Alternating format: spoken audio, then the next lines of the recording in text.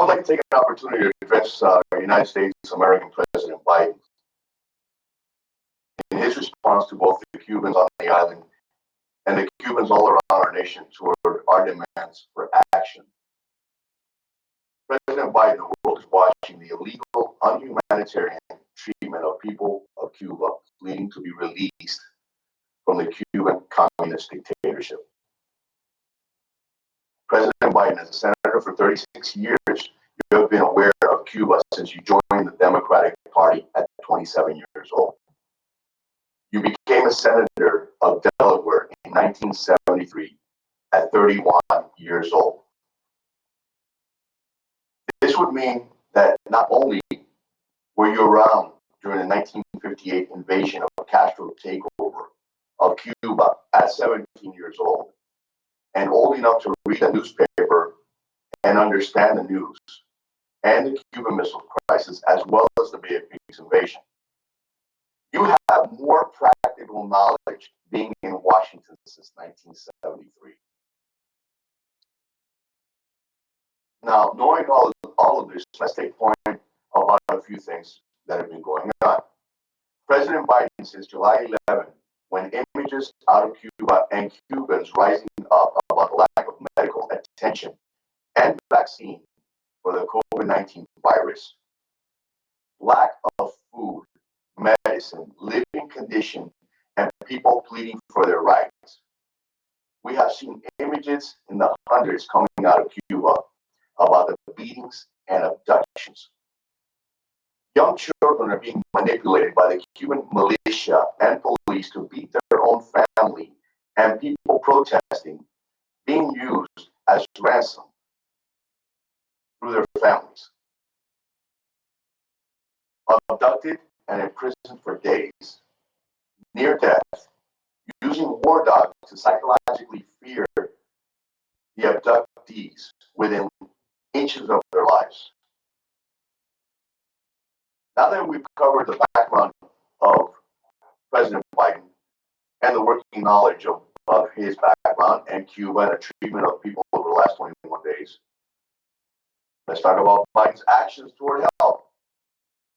President Biden, if you're looking for real Cuban American understanding so that you know what is happening in Cuba, a hip hop artist that's Cuban may not be the best source to help you make your decision.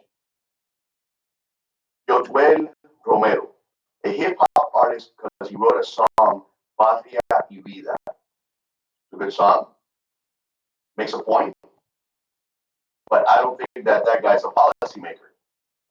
A culinary food critic from a food network, Ana Sofia Palaez, founder of the Miami Freedom Project.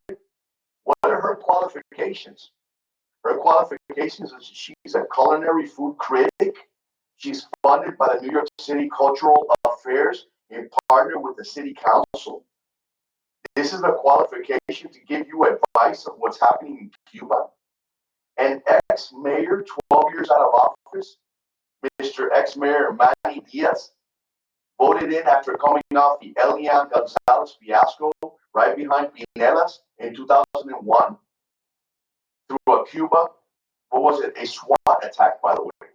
President Biden, this is who you're asking advice from on foreign policy actions toward Cuba? Mr. President, wouldn't it be more appropriate toward handling this issue and bring foreign nations' powers together? Many countries, including Spain, has brought up to their governments the issue in Cuba. They're well aware. They're wanting to make a stance and a difference and help. Why haven't you reached out and talked with them? Why haven't you brought your cabinet together at times like this? I'll tell you why. Because you're not taking any real measures to confront the government, the Cuban government directly. Sanctions on Cuba, Cuban police, and two leaders on Friday promising Cuban American leaders more actions, not even harsh actions, only actions.